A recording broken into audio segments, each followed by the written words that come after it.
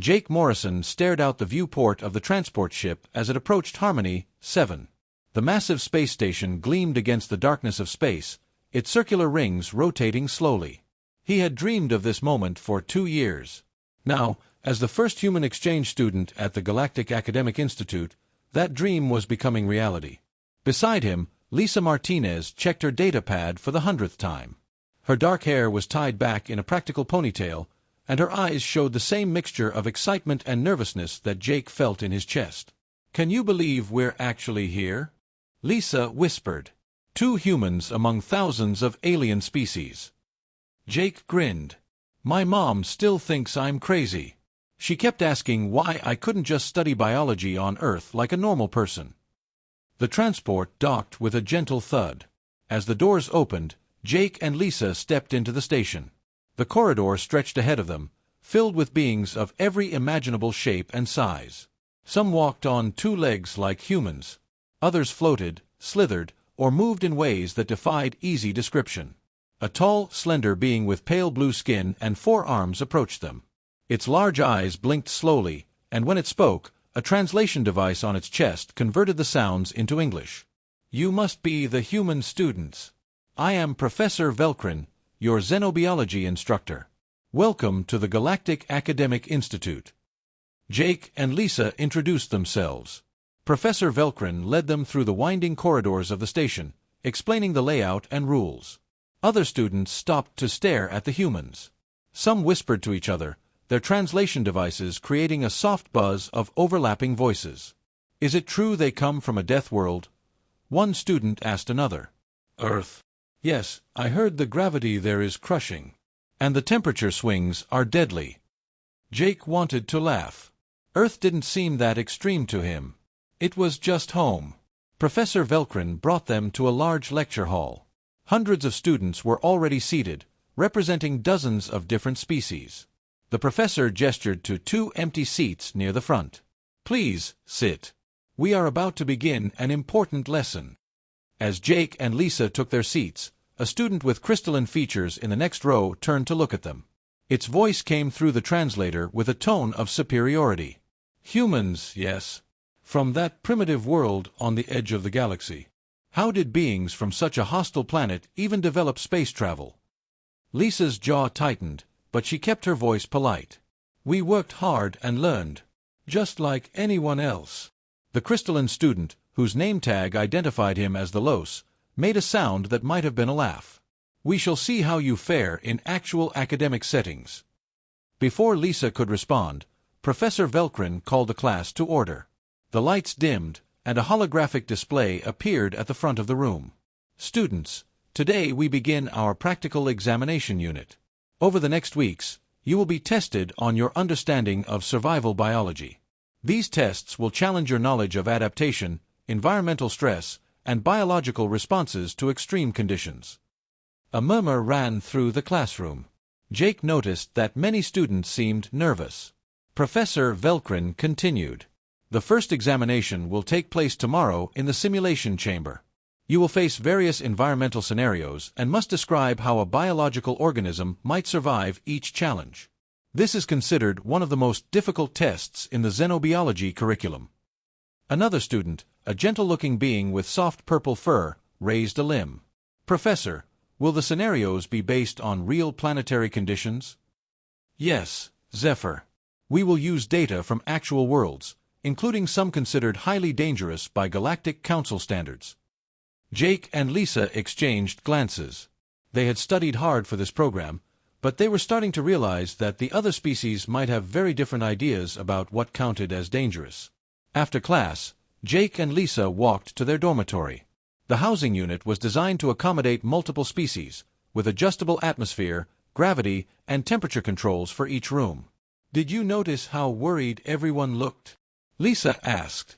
"About a survival biology test?" Jake nodded. "Yeah, it's weird. I mean, how hard can it be? We learned this stuff in high school. Maybe their worlds are more stable than Earth." Professor Velkrin did say something about Earth being classified as a death world in the galactic database. Jake shrugged. "I guess we'll find out tomorrow." That night, Jake lay in his bunk and thought about home. He remembered camping trips in Colorado, where the temperature could drop 30 degrees after sunset. He remembered hiking in the mountains, where the thin air made every breath a challenge. He remembered the time he broke his arm playing football and how quickly it had healed. None of those things had seemed special at the time. They were just part of life on Earth. But here, surrounded by species from gentler worlds, Jake was beginning to wonder if maybe humans were different in ways they had never considered. Tomorrow's test would be interesting, he thought as sleep finally claimed him. Very interesting indeed. In the neighboring room, Lisa was thinking the same thing. The simulation chamber was enormous. Jake and Lisa stood with the other students in a space the size of a football field. The walls, floor, and ceiling were covered in advanced holographic projectors that could recreate any environment in the known galaxy. Professor Velcrin stood at the control panel, his 4 arms moving across the interface with practiced ease. Students, please take your positions. The examination will proceed in stages. Each scenario will present environmental challenges. You must explain how an organism could adapt and survive. The room hummed as the first simulation loaded. Numbers appeared on the wall displays, showing environmental data. Jake read them carefully. Temperature range, 10 degrees Celsius to 30 degrees Celsius. Atmospheric pressure, standard. Humidity, variable. Around him, students began to panic. The crystalline Los made a sharp sound of distress. This is impossible. A 20-degree swing? No organism could survive such extreme variation. Other students voiced similar concerns. A floating jellyfish-like being shimmered with distress colors. The thermal stress would cause cellular breakdown. Any creature would need extensive protective equipment. Jake looked at Lisa. She looked back at him with the same confused expression. This was the extreme scenario. This was just a regular spring day back home. Professor Velcrin's large eyes swept across the room. Humans, you are quiet. Do you find this scenario challenging? Jake cleared his throat. Not really, Professor. This is pretty normal where we come from. Actually, it's kind of mild. The entire classroom turned to stare at them. Lisa nodded in agreement. In my hometown, we see temperature changes bigger than this every single day. When the sun comes up, it might be 5 degrees Celsius. By afternoon, it can be 35 degrees. We just wear layers and adjust our clothing. Thalos's crystalline body refracted light in sharp patterns, a sign of agitation. You lie. No biological organism experiences such extremes without climate control. We do it all the time, Jake said simply. In winter, temperatures in some places on Earth drop to minus 40 degrees. In summer, deserts can reach 50 degrees Celsius. Humans live in both places. Professor Velcrin's fingers moved rapidly over his control panel. Fascinating. And you require no special equipment for these temperature ranges. Just normal clothes, Lisa explained. Our bodies regulate temperature naturally. We sweat when it's hot, which cools us down. We shiver when it's cold, which generates heat. It's basic biology. The purple-furred zephyr spoke softly. My species requires temperature stability within 3 degrees. Greater variation causes system failure. How do humans endure such stress? Jake shrugged. We just do. It's not really stress for us. It's normal life. Professor Velcrin made notes on his datapad, then loaded the second scenario. New numbers appeared on the displays. Oxygen concentration, 18%. Previous standard, 21%. Immediate alarm spread through the classroom. A serpentine student coiled tightly in distress. Oxygen deprivation. At this level, cognitive function would cease within minutes. Death would follow in hours. Medical intervention would be essential, another student added. Supplemental oxygen, pressure regulation, possibly full life support. Jake raised his hand. Professor, humans live at this oxygen level all the time. Well, some of us do. Professor Velcrin turned his attention to the humans. Explain. I'm from Colorado, Jake said. I grew up at high altitude where the air is thinner. Some cities on Earth are at elevations where oxygen is 15% or lower. Millions of humans live there permanently. Impossible, the Los stated flatly. The biological requirements for complex thought require stable oxygen delivery. Your brain would starve. Lisa pulled out her datapad and showed a chart. Our bodies adapt. We produce more red blood cells to carry oxygen more efficiently. Our hearts get stronger.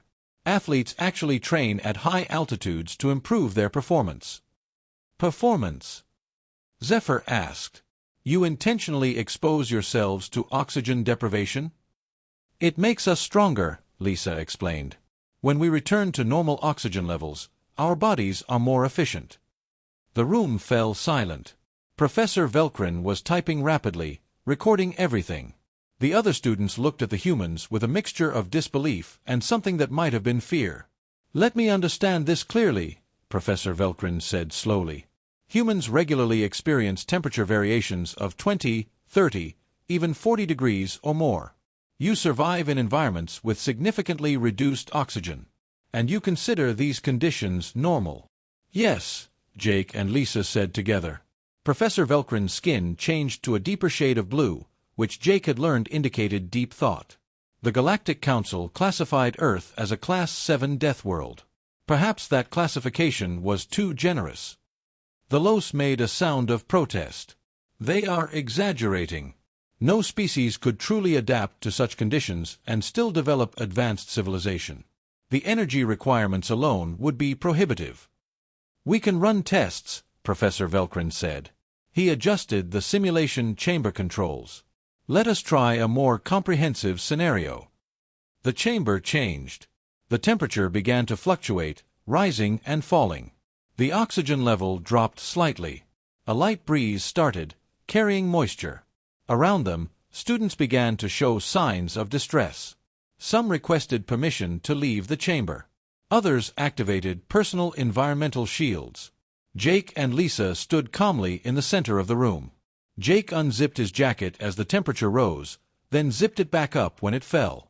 Lisa adjusted her hair tie and continued taking notes on her datapad. You feel no discomfort? Professor Velkrin asked through the chamber's communication system. It's a little warm, Lisa admitted. But nothing serious. Feels like a summer afternoon back home. Professor Velkrin ended the simulation. As the chamber returned to normal station conditions, the other students slowly recovered from their stress. Zephyr approached Jake and Lisa cautiously. Your world must be terrifying. How do you live with such chaos? Jake thought about Earth. The changing seasons, the storms, the mountains and deserts. We don't think of it as chaos. It's just home. You adapt, you learn, you survive. And if you don't adapt? The Los asked, still skeptical. Lisa met his gaze steadily. Then you don't survive.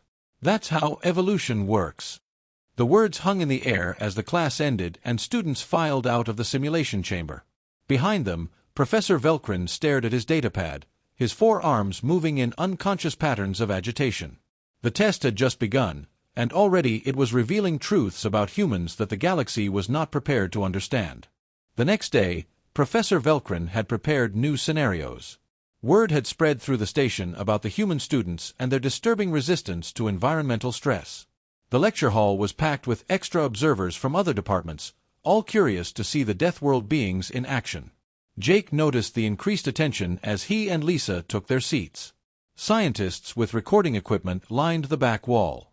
Even station administrators were present, their various forms of faces showing keen interest. Professor Velkrin activated the simulation chamber controls. Today we examine biological responses to physical stress and pathogenic exposure. The first scenario involves microbial contact. The display showed a simulation of common bacterial exposure. The numbers indicated a modest concentration of foreign microorganisms. Immediately, students began describing elaborate protocols. A crab-like being clicked its claws together nervously. Full quarantine procedures would be necessary. Sterilization of the affected area. Broad-spectrum antimicrobial treatment for any exposed tissue. Isolation for a minimum of 10 planetary rotations, another student added. Monitoring for systemic infection. Possible genetic therapy if the contamination breaches primary barriers. Professor Velkrin gestured to the humans. Jake, Lisa, your assessment? Jake scratched his head. Professor, these are just regular bacteria. We're covered in them all the time. The room erupted in shocked voices.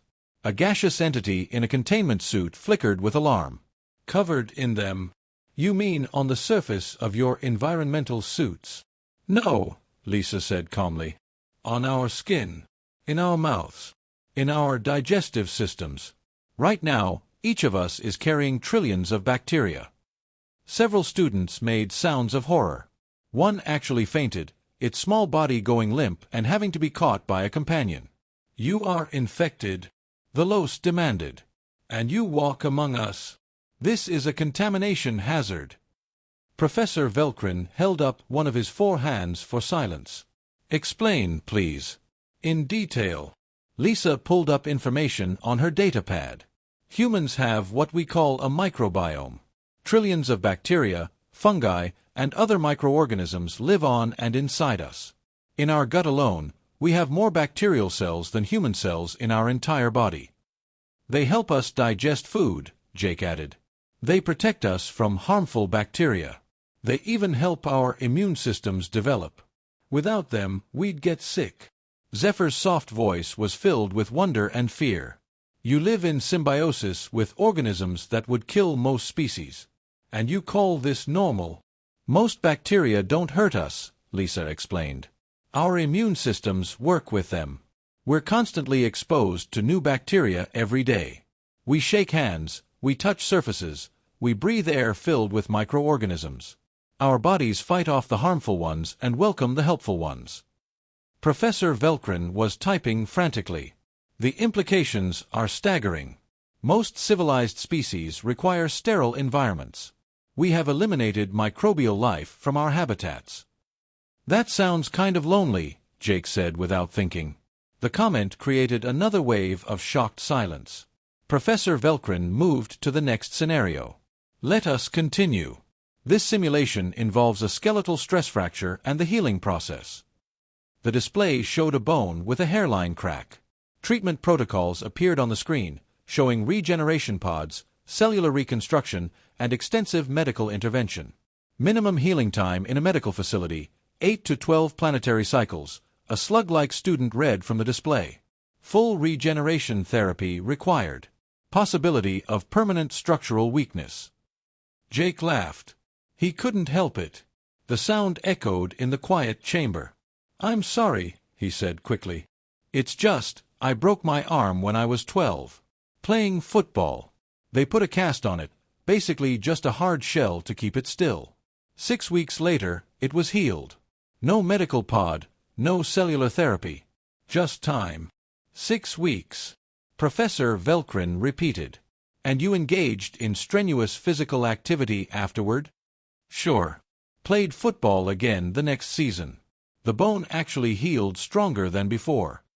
Lisa nodded. Human bones are designed to handle stress. They rebuild themselves constantly. We can keep walking on minor fractures. Athletes sometimes compete with small breaks and don't even know until later. This defies standard biology, the Los insisted. Bone regeneration requires controlled conditions and extensive energy resources. Our bodies just do it automatically, Lisa said with a shrug. We eat food, get nutrients, and our bones repair themselves. We also build bone density by stressing our skeletons. Exercise makes them stronger. Professor Velkrin brought up human bone density data. The numbers appeared on the display, and gasps filled the room. Your bone density is 3 times the galactic average, Professor Velkrin said. Your skeletal structure could survive impacts that would shatter most species. Earth has higher gravity than most worlds, Lisa explained. Our bones adapted to handle it. The next scenario appeared. Sustained physical exertion, Professor Velkrin announced. Movement at moderate intensity for 2 standard hours. The classroom response was immediate and unified. Impossible without medical support. Cardiac failure risk approaches 90%. Muscular breakdown inevitable. Recovery time measured in weeks. Jake and Lisa looked at each other and smiled. I run every morning, Lisa said. Usually for an hour. Sometimes longer on weekends. I'm training for a marathon, Jake added. That's 42 kilometers of continuous running. Takes about 4 hours. 4 hours, Zephyr whispered. Of movement. Without stopping. Well, there are water stations, Jake said. But yeah, continuous movement. And that's not even the extreme. Some humans run ultramarathons. Those can be 100 miles or more. Takes a day or longer. Professor Velkrin was shaking his head slowly. A full planetary rotation of continuous movement. The energy expenditure alone should be fatal. We're built for it, Lisa explained. Humans are persistence hunters. Our ancestors would chase prey animals for hours until the animal collapsed from exhaustion. We can regulate our temperature through sweating, so we don't overheat like most animals do. You hunted by making other creatures run until they died? A student asked in horror. It's actually pretty efficient, Jake said. Most predators are faster than humans in short bursts. But we can keep going long after they've exhausted themselves. The Los stood abruptly, his crystalline body chiming with agitation. These claims are absurd. Humans cannot possibly be this resilient. Professor, surely the data is flawed. Professor Velkrin looked at his 4 hands, flexing them slowly. I am beginning to understand why Earth is classified as a death world. Not because of its environment alone, but because of what that environment created. He looked directly at Jake and Lisa. You are not fragile beings who conquered a harsh world through technology. You are apex survivors who developed technology despite having no biological need for it. The weight of that statement settled over the classroom like a heavy blanket. Jake felt uncomfortable with the attention. We're really not that special, Professor. We just grew up on Earth. Any species would adapt the same way. But even as he said it, looking around at the shocked and frightened faces of his fellow students, Jake was beginning to realize that maybe humans were different after all. And the galaxy was only just beginning to understand exactly how different they were. The Los slammed his crystalline appendage on the desk, creating a sharp ringing sound that echoed through the chamber. This is deception. No species could possess all these traits. The humans must be genetically modified, or they are simply lying. The accusation hung in the air. Other students murmured agreement. Even Zephyr, who had been friendly, looked uncertain. Professor Velkrin's blue skin darkened thoughtfully. A reasonable concern. Very well. We shall verify their claims with objective data. He manipulated the controls, and the main display changed. I am accessing the Galactic database's records on Earth. Environmental data, historical footage, biological scans. We will examine their homeworld directly. The chamber dimmed as the holographic display expanded to fill the entire space. Suddenly, the students were standing in the middle of a simulation of Earth. Around them, a massive storm raged. Wind howled at speeds that bent trees nearly horizontal. Rain fell in sheets so thick it was hard to see more than a few feet ahead. Lightning split the sky with violent brightness. Students cried out in fear. Several activated emergency shields. The serpentine student wrapped itself into a tight, protective coil. Category 5 Hurricane, Professor Velkrin's voice announced over the simulation. Wind speeds exceeding 250 kilometers per hour. Recorded on Earth approximately 20 years ago. Humans live in regions where these occur regularly. How do they survive? Someone asked in a terrified voice. We build strong houses, Lisa said calmly, watching the storm with a look of nostalgia. We have warning systems. We evacuate if necessary. But mostly, we just prepare and endure. The simulation changed. Now they stood on shaking ground as buildings swayed and cracked. The earthquake rumbled beneath their feet, and several students lost their balance.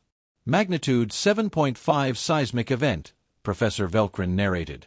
Common in tectonically active regions of Earth. My grandmother lives in California, Jake said. She's been through dozens of earthquakes. You get used to them. The scene shifted again. Now they stood in a frozen landscape where the temperature display showed -45 degrees Celsius. Wind chill made it feel even colder. Then to a desert where the temperature soared to 52 degrees Celsius. Then to a jungle where the humidity was 100% and the air was thick with insects. Each environment was worse than the last. With each change, the students' fear grew more visible. These weren't just harsh conditions. These were places where survival seemed impossible. Finally, the simulation stopped. The chamber returned to normal. Students sat or stood in stunned silence. Professor Velkrin spoke quietly. The database contains 247 different environmental extremes documented on Earth. I have shown you only a small sample. Additionally, Earth contains over 1,000 species of animals documented as capable of killing humans. Bears, sharks, crocodiles, poisonous snakes, spiders, jellyfish, Lisa listed. We evolved alongside all of them. You evolved while being hunted? Zephyr asked. Most species only develop intelligence after becoming the dominant life form. Humans became dominant through intelligence, Jake explained. We weren't the strongest or fastest. We were the smartest. We learned to make tools, use fire, work together. But yeah, for millions of years, we were prey as often as we were predators. Professor Velkrin pulled up another file. I have been researching human history during this examination. I have discovered something remarkable. Humans practice something called persistence hunting, as you mentioned. But the implications are more extreme than I understood. A video played showing a human runner chasing an antelope across an African plain. The antelope was faster, but the human kept going. Hours passed in accelerated time. The antelope tried to rest, but the human kept coming. Finally, the antelope collapsed from heat exhaustion. The human's body temperature remained stable through sweating, Professor Velkrin explained. The prey animal could not cool itself efficiently and literally died from the pursuit. This is not hunting. This is a form of predation so patient and relentless it borders on horror. Jake felt defensive. That's just how our ancestors survived. It's not horror, it's nature. Perhaps, Professor Velkrin said. But from the perspective of the prey, being chased by something that never stops, never tires, never gives up, even when you are faster and stronger than it is, that is the definition of horror. The words created an uncomfortable atmosphere in the room. Let me ask you about pain, Professor Velkrin continued. Human pain tolerance. I have reviewed medical data. Humans can remain conscious and functional with injuries that would incapacitate most species. Is this accurate? Lisa nodded. Our nervous system is built to handle damage. We feel pain, but we can push through it when necessary. Adrenaline helps. Adrenaline, Professor Velkrin repeated. Yes. I have studied this. A chemical response that temporarily increases strength, reduces pain sensation, and enhances reaction time. Humans produce this in response to danger. Fight or flight response, Jake confirmed. It's automatic. I have records of humans performing impossible feats under adrenaline influence, Professor Velkrin said. Lifting vehicles to save trapped individuals. Fighting off multiple attackers. Continuing to function with catastrophic injuries. Is this common? Not common, but it happens, Lisa said. The body protects itself. The Los made a sound of disbelief. You have a chemical that gives you temporary superhuman abilities? This seems like a biological weapon system, not a natural adaptation. It's completely natural, Lisa insisted. Most animals have something similar. Most Earth animals, Zephyr corrected gently. We are beginning to understand that Earth biology is not universal. Professor Velkrin continued his presentation. I have also discovered that humans voluntarily experience pain for non-survival purposes. Dental procedures without sedation. Body modification such as piercings and tattoos. Cosmetic procedures. You inflict pain upon yourselves deliberately. Well, when you put it that way, it sounds weird, Jake admitted. But tattoos are art. Piercings are decoration. We're willing to endure temporary pain for permanent results we want. The classroom was silent as students processed this information. A new video appeared on the display. It showed humans engaged in various activities: skydiving, rock climbing without ropes, surfing massive waves, racing cars at high speeds. Extreme sports, Professor Velkrin said. Humans engage in deliberately dangerous activities for entertainment. For fun.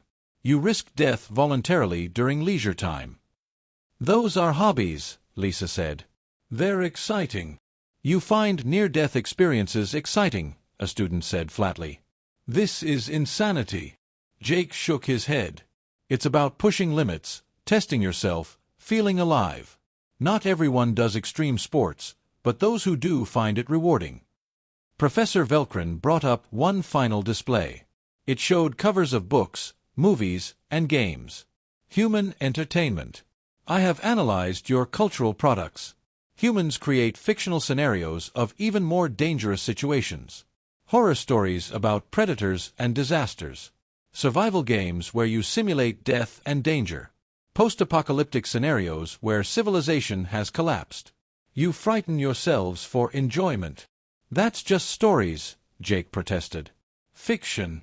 Yes, Professor Velkrin agreed. Fiction created by beings who find their actual dangerous reality insufficient for stimulation. You must imagine even worse situations to satisfy your psychological needs. The weight of the accumulated evidence was overwhelming. The students looked at Jake and Lisa not with skepticism now, but with dawning understanding and unmistakable fear. These were not fragile beings from a harsh world. These were apex survivors who had conquered their death world so completely that they now sought danger for entertainment. The examination results spread through the Galactic Academic Institute like wildfire. Within hours, every student on Harmony 7 knew about the humans and their terrifying capabilities. Within days, the news reached the Galactic Council itself. Jake and Lisa found themselves summoned to a special session in the main conference hall. The massive circular room was filled with representatives from dozens of species, all seated in specialized accommodations suited to their various forms. Professor Velkrin stood beside them at the central podium, his blue skin showing patterns of nervousness. Honored representatives, I present the human students and my findings regarding their species. A holographic display materialized above them, showing all the data from the examination. Temperature tolerance, oxygen adaptation, bone density, endurance capacity, pain threshold, healing rates, and more.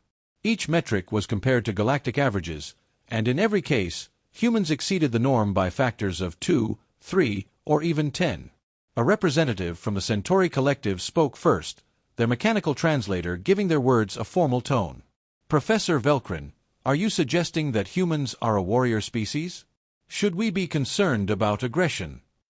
No, Professor Velkrin said quickly. My research indicates humans are no more violent than any other species. Less so than many. But they are survivors on a scale we have not encountered before. Explain the practical implications, another representative demanded. Professor Velkrin gestured to Jake and Lisa. These 2 students are average examples of their species. Not soldiers, not athletes, not enhanced in any way. Yet they possess capabilities that would make them exceptional in any other species. Now consider that Earth has a population of 10 billion such individuals. The murmur that ran through the chamber was one of unease. A small, insectoid representative clicked their mandibles together. The Galactic Council has maintained peace for 10,000 cycles. If humans expand into space with these capabilities, what happens to that peace? Jake felt he had to speak. Excuse me, but we're not trying to threaten anyone. We just want to learn and be part of the galactic community. We're not planning to conquer anyone. Your intentions may be peaceful, the Centauri representative replied. But intentions can change. Capabilities remain. Lisa stepped forward. With respect, every species here has unique capabilities. You, she pointed to a floating species, can survive in a vacuum. You, she indicated a crystalline being, can process data faster than any computer we've built. Everyone has strengths. But humans have all the strengths, someone muttered.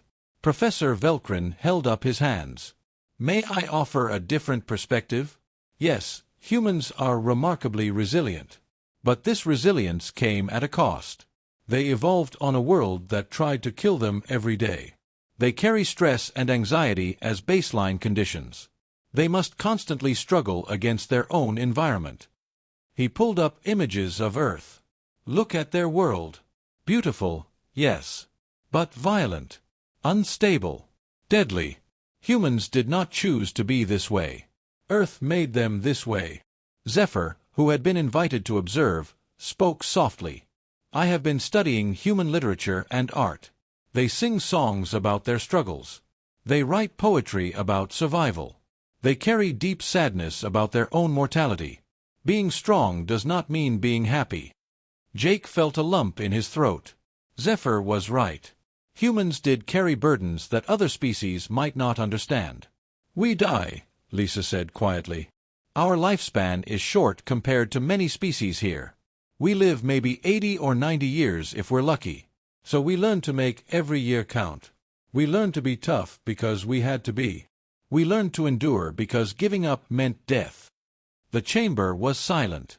An elderly representative from a long-lived species spoke with gentle authority.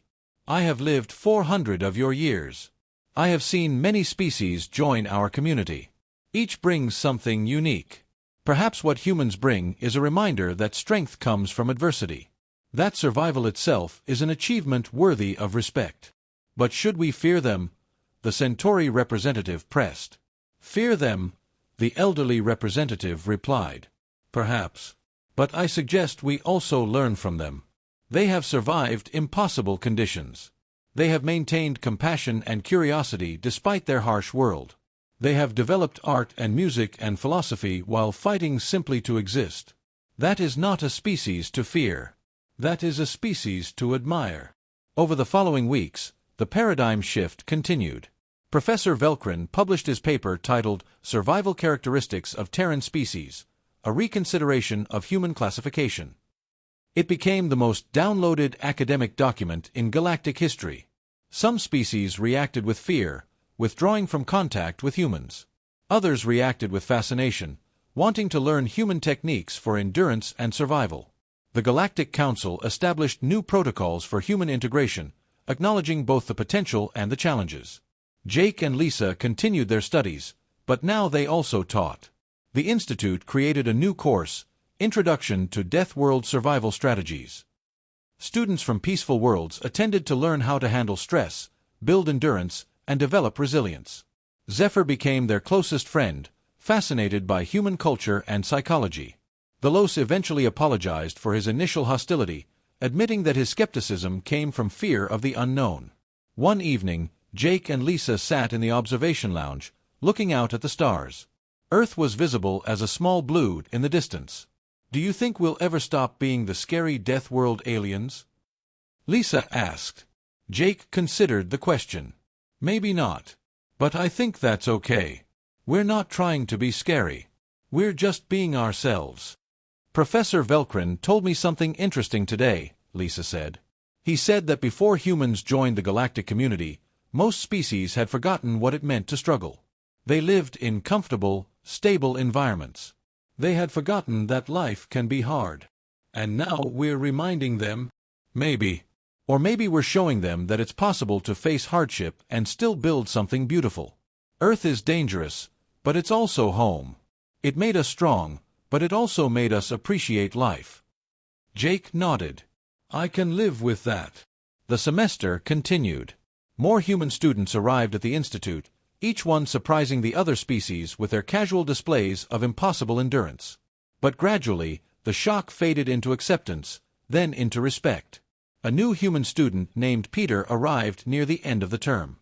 He was nervous, clearly overwhelmed by being surrounded by aliens. Jake and Lisa took him under their wing, showing him around the station. Is it true what they say? Peter asked. That other species think we're scary? Jake and Lisa exchanged glances and smiled. Yeah, Jake admitted. But not because we're mean or violent. They think we're scary because we're survivors. Because we come from a world that would kill most species within hours. But here's the thing, Lisa added. Being strong doesn't mean being cruel. Being tough doesn't mean being unkind. We can be survivors and still be good people. That's what we're teaching them. Peter looked relieved. So I don't have to act tough or scary? Nope, Jake said. Just be yourself. That's scary enough. They laughed together, and the sound echoed through the station corridor. Nearby, students from other species heard the laughter and smiled in their various ways. Humans were different, yes. They were stronger, tougher, more resilient than seemed possible. But they were also kind. They were also curious. They were also friends. And perhaps that was the most important lesson of all. Strength without compassion was just brutality. But strength combined with kindness, that was something special. That was something worth having in the galactic community. As the three humans walked through the station, discussing classes and sharing stories from Earth, they were unaware that they were being watched. Professor Velkrin stood in his office, observing them through the corridor cameras. He made a final note in his research journal: humans are not super beings. They are simply beings who refused to let their world defeat them. They adapted, they survived, and they emerged with their humanity intact. Perhaps that is the greatest achievement of all. Not that they survived, but that they remained human while doing so. He closed the journal and smiled. The galaxy was changing, one human student at a time. And despite initial fears, Professor Velkrin believed it was changing for the better. After all, a community that could embrace humans, with all their Deathworld capabilities and surprising gentleness, was a community that could embrace anything. The future was uncertain, as it always was. But with humans in it, that future would never be boring. And it would be built by survivors who knew the value of life because they had fought so hard for it. That seemed like a good foundation for whatever came next.